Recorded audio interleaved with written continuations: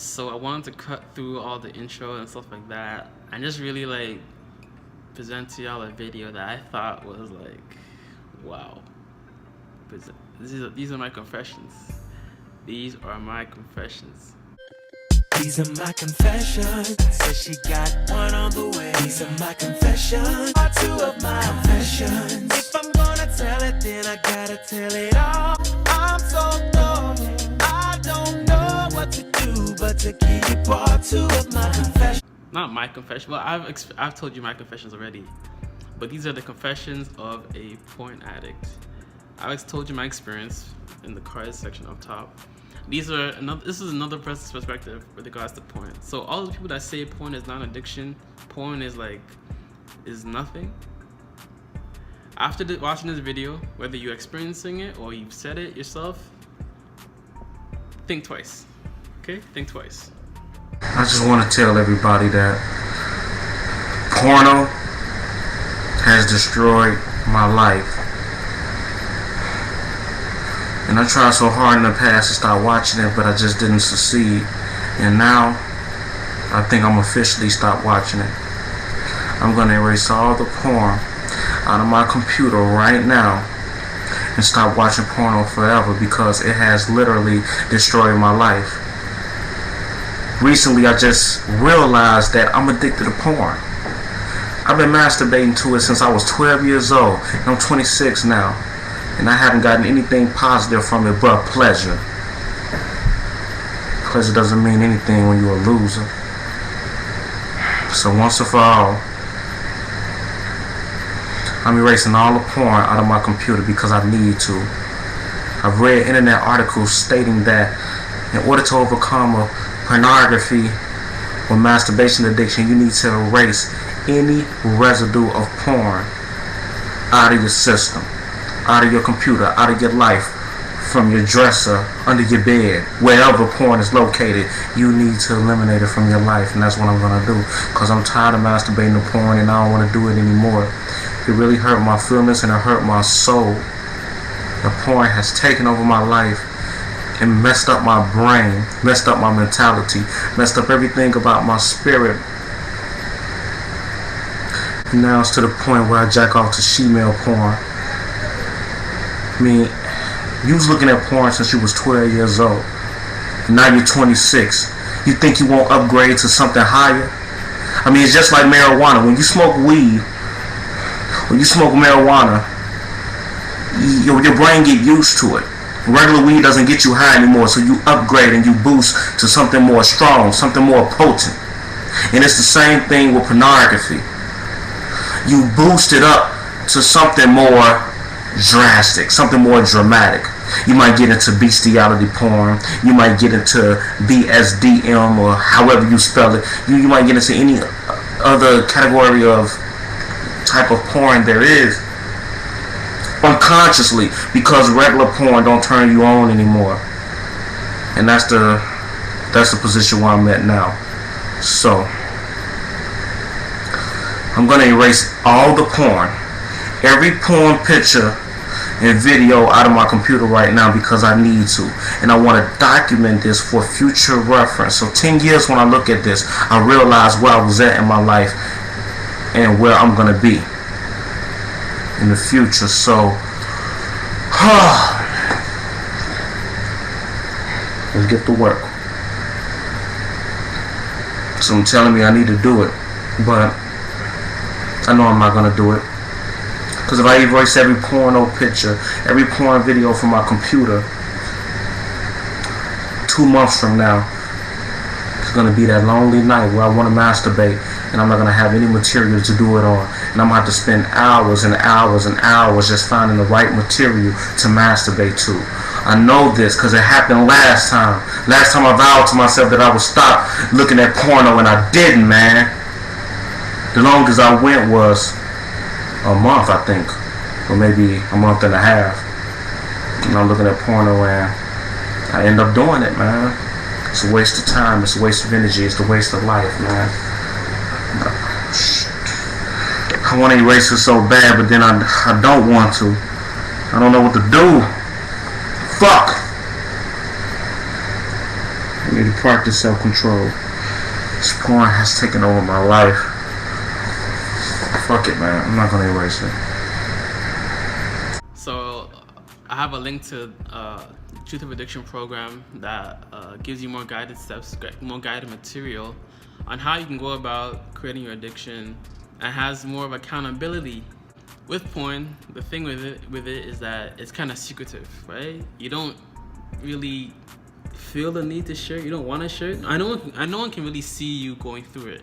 You don't see people going through porn because it's, what do? You close the door, close the windows, and then you watch porn.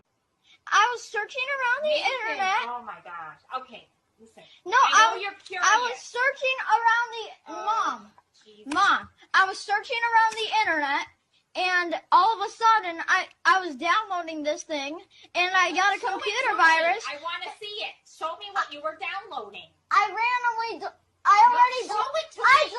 the virus. Oh my God, Mom. I had a computer virus, and I got scared that I had the virus. And when I was getting out of my chair, my pants were slipping, and I was pulling them up and getting back on the chair. I got scared, and my pants slipped down a little, and I was pulling them up. Mom, I'm telling the truth. I am serious. I'm serious. I have a virus. In your own, it's like the thing with porn, right? Is like you don't need to pay for it. Typically, you either living in a res or your parents are paying for it, or all you need is internet access, right? And you can get that for free. You're not paying for it. You don't have to go out anywhere to go and do it. It's like all like very enclosed and very like in a box, so to speak. So anybody that's struggling with porn and generally like has like issues with it, there's help. Okay, I have a ton of videos on YouTube on my channel in the playlist exactly that you can go through. But if you want more guided meditation practices, guided steps, more information, exactly like nitty-gritty detail, click the Truth of Addiction program, link to my description. So some people can look at porn and be chill about it. They can see it for what it is and they don't have an issue. But others, like myself, especially if you started watching porn at a young age, like in your teens, and you grew up with it essentially. I essentially grew up with porn. I've been watching it since I was like 13, 14, like grade 5, grade 4. And definitely, I remember watching it all throughout high school, right? So those are like your formative years. And once you get to a certain point where your brain is like, it's not really like, you could say, forming anymore. Like it's already like formed, it's how big it's going to get or whatever, right? And during those years when you can essentially, you're rewiring your brain to get aroused to internet pornography rather than actual people. Because a lot of the times you find porn before you have your first girlfriend or you have sex for the first time. And porn, it just creates so many problems that people downplay, but it's actually an issue. The very important thing I want everybody to realize, as I've come to realize, is the women in there are faking it. They're not actually enjoying necessarily like the whole like porn experience. Because you have to understand, right?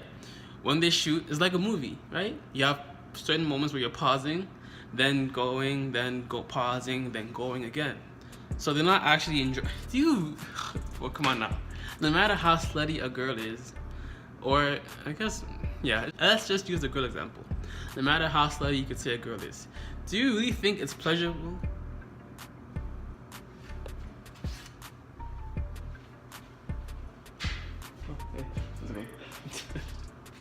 Okay. Let's try this again. No matter how slutty a girl is, do you really think it's pleasurable to deal with 5 men at the same time? Or 3 men? I'm sure if you watch porn, if you can relate with that video and my other porn videos, you probably watched a gangbang session once or twice in your lifetime, okay? Just the fact of it, okay? Do you generally think pleasing 5 men at the same time, getting 3 like penises thrown at her at the same time, 2 in like the holes down here, 1 in there, is actually pleasurable, bro? Okay, come on now. And doing that on a consistent basis with multiple different dudes, like to a certain extent, is like how much is too much? So I want you to understand that these people are actors. They're getting paid to, especially girls. Girls can have a lot easier to like fake an orgasm or fake pleasure, like, right? They can like say, oh, I'm done, all that stuff, right? And it's easy for them to fake an orgasm, fake the fact that they're enjoying it, because you can't really see physically. Oftentimes, you can't physically see a girl's orgasm. A man, you can see it, boom, all the white stuff. But a girl's like, a lot of it is more like internal, right? So understand that they're actors. That's another thing to understand. And if you get to the point where you'd rather masturbate to porn than talk to girls, there's an issue. You know what I'm saying? I understand. Girls can, you know, have their issue. They can cause some wala, as they say in my Nigerian language, some wala, some problem. And they can have difficulties dealing with this girl or that girl. But if you'd rather watch porn than talk to a girl or holler at a girl or DM a girl, whatever it is, therein lies a problem as well. And much like an alcoholic shouldn't be in a room full of porn, be in a room full of other alcoholics, or in a room where there is a lot of alcohol when they're trying to recover, you as well should be doing yourself the justice of not being alone in your room, not following Instagram models or whatever it is. You should be doing, especially in your recovery period, you should be doing everything you possibly can to avoid triggers that can make you want to go back to pornography. Oh, and here's real quick. Here's a practical tip I can tell you right now for this video. That'd be helpful. Anytime a craving happens or comes up, give yourself 5 minutes. It's called the 5-minute delay technique. Okay? When a craving pops up, acknowledge it, say, okay, I want to watch it. And then come back to yourself, focus on your breathing. Breathe in. I don't breathe with your chest. That's an improper breath.